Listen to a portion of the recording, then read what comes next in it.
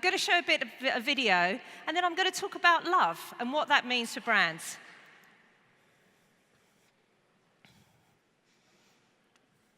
I'm all in. I'm a convert. I love brands. I love the power of brands. I think love and brand is a hugely important connection. You know, we used to talk about brands as, would you be willing to wear a t-shirt with the names of your favorite brands on? I think the ingredient parts of great brands are trust and surprise. So brands that tell me what they're going to do for me and deliver it, but then just when I'm not expecting it, surprise me and do something magical that just reaffirms why I spend my hard-earned time and money interacting with them or buying products and services from them. The basics apply to anyone, which is listen to your consumer and serve them, be in service of your consumer and your customer. Create a product or a service or whatever it is you do of great quality and value. Don't shortcut. And be authentic and real in the way that you bring that into the world and the way that you engage with that consumer. I mean, those principles, if you look at the companies that we all envy and think about, you know, in a high order, they have done that relentlessly over time, and they've done it well. To be a brand that people love, you have to, first and foremost, you have to add value to people's lives. You just don't break through anymore unless you're adding value to people's lives. And you have to make a human connection. It's part art, part science, and you never really know when the magic will happen and when consumers and brands will interact in a way that is based on true love. There are some critical parts to it. Brand needs to be culturally relevant. They need to be useful, to have values, to have purpose. But even if you have all those checkpoints, it doesn't mean that magic will happen. So I hope that with science and technology, we'll be able not only to measure what's on the upper funnel, but eventually predict what brand love would be. Okay, so that was a little snapshot from some of the experts we interviewed as part of the study. Now, I'm from a company called Oath. Can I just have a show of hands of who's actually aware of what Oath is? We're about a year old now. So in terms of Oath, that was the coming together of AOL and Yahoo, as well as selling on behalf of Microsoft. As I say, we've been in the market for a year now, all powered by Verizon, so a real sort of media tech company. And I guess when you kind of come into this industry, it's what's your point of difference?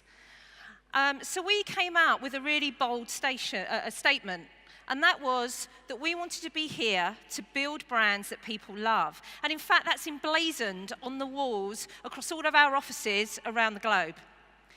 But me, coming from a research background, I suppose I've got this heightened sense of curiosity. And although that kind of sounded all right, I've been in media for over 20 years, it was like, well, what does that actually mean? What does that mean for me, working for that company? What does it mean for my customer base? What should we be doing about that? So kind of when I thought about it a little bit more, I thought about it as a relationship moving towards a partnership, similar to human love. But we wanted to do some research in that space to really understand those drivers and how, quite frankly, we could start to walk the talk. And that's what I'm going to share with you today. So why did we think that this was going to be a great statement to have? Well, when we think about love itself, it leads us to do wonderful and crazy things. It can make us tattoo the names of people we love permanently on us. It can make people queue up for the latest phone, which they haven't seen, touched, and they're going to spend a lot of money on. So we know that that sort of starts to think about how we take brands from being good to great, how we take people from being buyers to followers, and really start to get that loyalty and trust that we're all looking for today. But we didn't only think about that from sort of an emotional space. When we looked at data, it also stacked up. So this is data from Kantar's Brand Z study, which is who we partnered with when we started this research. And this is just taking their affinity scores. So Kantar do a lot of publications around the top brands across the globe. And they do a lot of defining of those brands versus the FTSE, versus profitability. And they've been doing that over 12 years. But taking even those top brands within their data set and adding this layer of love, we saw that those with low love got a 32% increase in profitability over that 12-year period. But when you look at the ones that are in that high love, that top third, it's almost doubled, it's almost trebled in value in terms of the profitability that's brought. So the data started to sort of align. So we thought we were on a good journey there. So from there, kind of going into my traditional research space, we decided to really sort of comprehensively look at what brand love was. So we started off, as I said, with the exec interviews.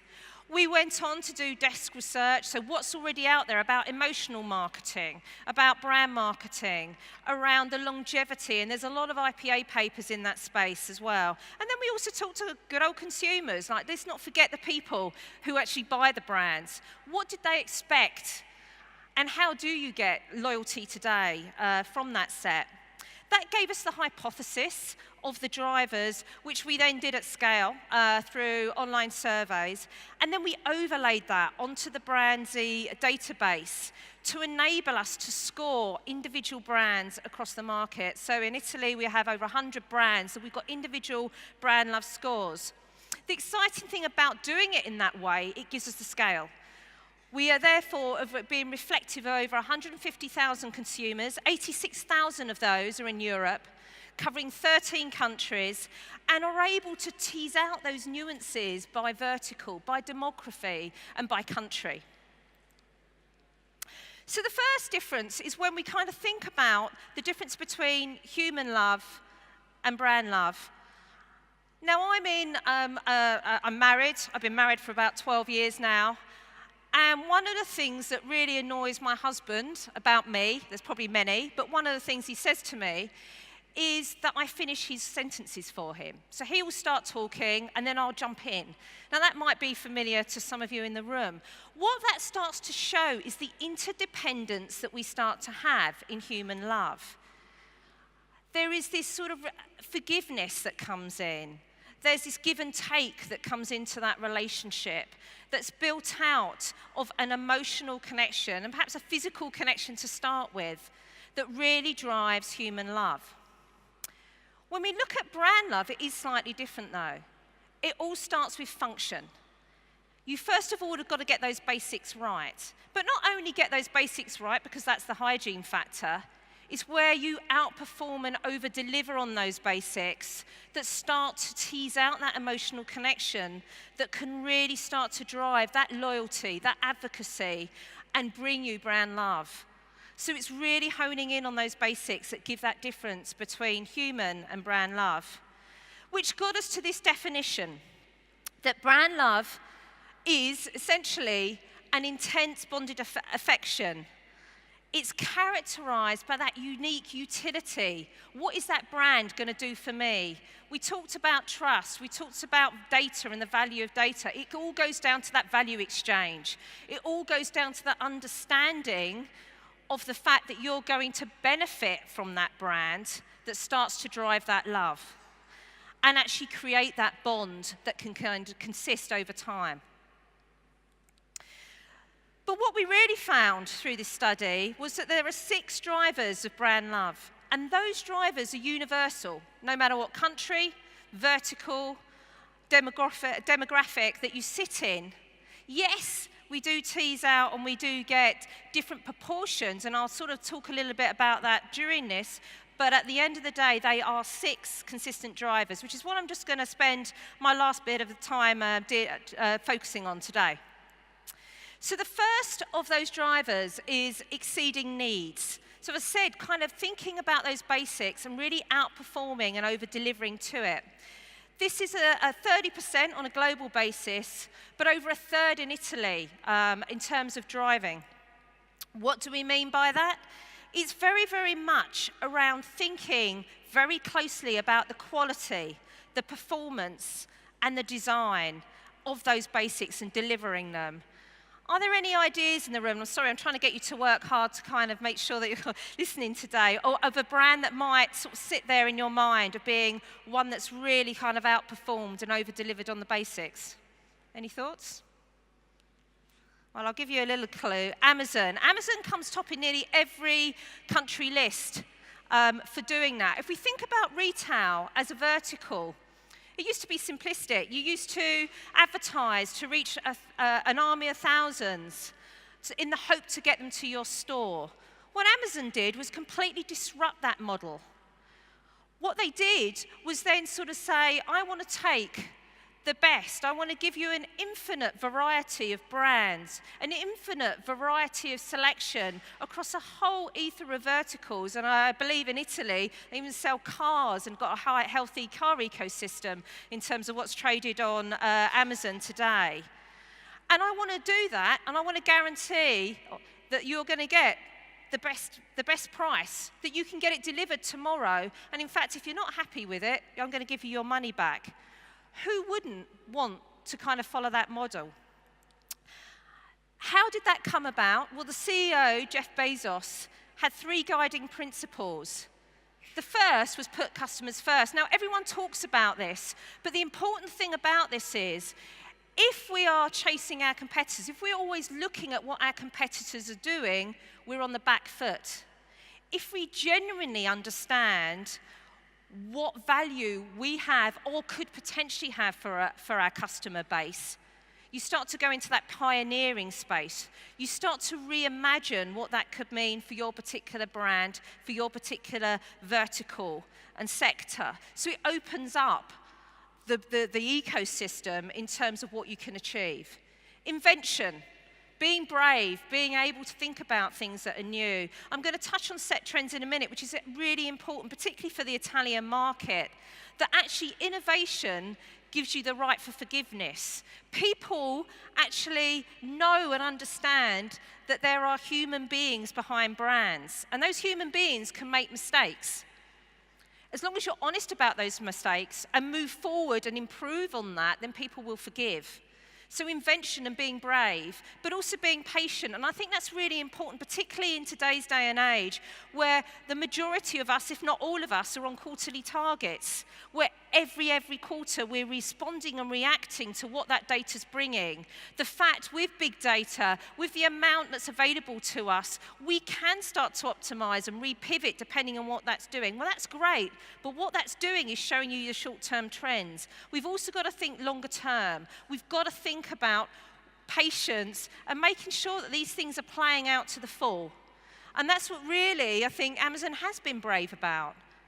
And where they go to next, we'll just think about the power of Alexa and the fact when we think about outperforming and over-delivering, thinking about second-guessing what consumers really want next, Alexa gives them a really, really strong role to play there in the AI work that they're doing at the moment. So watch this space. They're not over yet, I think, on this innovation in this sector and actually disrupting a lot of sectors and ecosystems from it. Second is set trends. Now, I sort of touched on this. This is 28% more important in Italy than on the global space, and really is the second biggest driver in this particular market. So yes, we want to get the basics right, but we also want innovation. So we want to have fun on the way. We want to feel that we're moving on, that we're improving, that we're performing and outperforming all the time. What does this mean? It's about rethinking, it's about reinventing, and it's about sort of repeating and refreshing what we do. So when we think about that reinvention, we've also got to think about, again, how consumers actually touch our brands and think about every touch point along that journey. A brand that does that very, very well is Apple.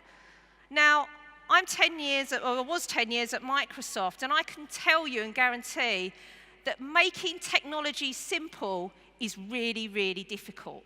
It's a real challenge, but this is something that Apple have absolutely mastered.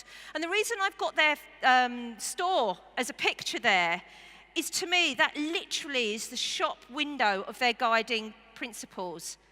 It's clean, it's simple, it's an acknowledgement of the sophistication you're going to get through having an Apple device, and something that Steve Jobs absolutely went the nth degree to kind of achieve in the products that he brought to market, and what's continued to this day post his sort of legacy.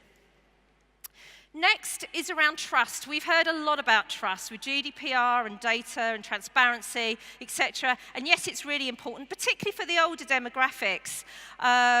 In terms of what that means, it's about making things personal. So it's no surprise that this is where mobile really has a role to play. We all know that we miss our mobiles if we've forgotten them. We feel kind of naked without them. We feel that we've lost our support, our ecosystem. So thinking about how we can utilize that mobile device to the benefit of our brands is really, really important, because that gives us another layer of personalization, another layer of that brand being continually with us day in, day out, by our bedsides at night, in our pockets, in our handbags. So it's no surprise that in the space of mobile, we see that this driver comes out even more. People are 24% more likely to agree that they have deep trust for a brand if they've consumed it within their mobile device, if that's been the brand that they've looked at on that device itself. Then we have shared values. So it's not only around thinking about what we are doing and what we bring to the market, it's about taking a stand. What does it mean to consume that particular brand? When we talk about taking a stand, we're not talking about politics, we're talking about policies. Understanding what consumers care about and actually going out of our way to emulate that and making sure that the world becomes a better place.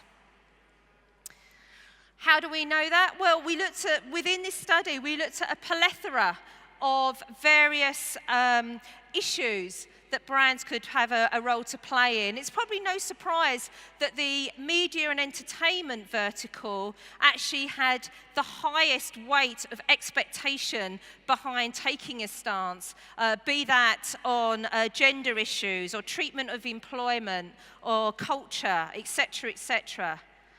A brand that did very well in this is the Italian family-owned brand MSC Cruises. And I think what stood out really here is not only that it's a family-run cruise company. This was the first cruise company to actually win the award of the 6 Golden Pearls, which meant it went out of its way for environmental sustainability, for health, for safety, to really sort of look at actually we are thinking about the environment and actually with tourism doing it in a responsible way. Then we have Elevate Experiences, closely aligned with setting trends, but more around how you consume those particular innovation and trends. This is about making the extraordinary your everyday experience. It's very much around being more memorable, being more immersive, and as I said before, there is that license for forgiveness if you get this right. A good example here is actually a UK brand, Just Eat, that was basically a UK brand with a global ambition to create the biggest global food community via a mobile app. It is the most consumed food mobile app in the UK, and it is expanding across markets as we speak. I think it's got around 23 million consumers every month. And in the UK alone, takes 8 million online or app bookings in a month. So it was really started to sort of say, by bringing the value and that ecosystem of food to your doorstep, instant delivery, and making sure that people can recommend and have a food community around that passion of eating has really sort of played off. And finally, but last but not least, is respect for consumers. This is about realizing that we all have busy lives, that brands have to fit into those busy lives and make our lives easier, make our lives better. So it's very, very much around that integration. That's really where native has a role to play in this space when we think about brand experiences and how that can really sort of show up. There's lots of stats out there about consumers demanding relevant and personalised experiences, but that very much plays to this driver of respecting consumers. Now, I touched on this before. Consumers' expectations varies by generation. We know that setting trends, people are 17% more likely amongst the younger generations to really align with that, versus trust being for the older generation in terms of having bigger proportions. Again, it changes by industry vertical. Travel shows that there's a 50% greater proportion of love for respect consumers. In autos, it's elevate experience. It's not about just getting from A to B safely. It's around that driving experience and what that means. And also, it's a very much an outward exposure to your brand affinity. You can't hide the car that you drive. So therefore, knowing what that means in terms of that experience is very, very important. And then retail, going back to the outperform, over-deliver, and exceeding needs, 20% more likely. What sets retail apart is very much that's habitual. We do a lot of buying of stuff. So therefore, getting those basics right in terms of convenience, in terms of price matching, in terms of being there when you need it is extremely important. So where do we go from here?